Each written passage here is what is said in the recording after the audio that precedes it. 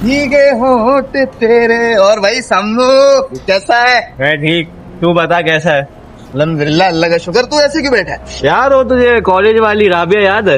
राधेया, अरे उसको तो मैंने बाइकों पे घुमाया है, पता नहीं कहाँ कहाँ नहीं लेके गया उसको तेरा भाई। ये रातें, ये मौसम, ये नदी का किनारे, चल चल हवा, तू यकीन कर, तू ब्रेक के टाइम में भागता था तो कहता कहाँ शाट नहीं यार, मैं उसको तो घुमाने लेके आता था जानू।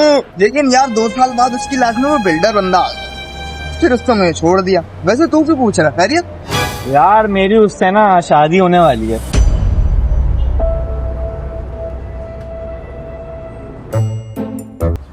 और हमला क्या हाल है? हाँ बिल्कुल। और सामी क्या हाल है? ठीक, तुम बताओ। यार जानी तुझे वो कॉलेज वाली राबिया याद है? अबे वो राबिया, अबे उसके साथ तो बहुत एंजॉय करा है मैंने। कारों में घुमाया उसको, 2 साल कारों में घुमाया है भाई। इतना एंजॉय करा है लाइफ में कभी नहीं करा। वैसे हम लोग पूछ क्यों रहा है राबिया का यार? यार वो भाई की शादी होने वाली है।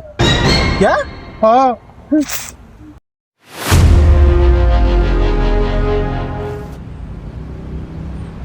और माज भाई, यार समी तुझे कॉलेज वाली राबिया याद है?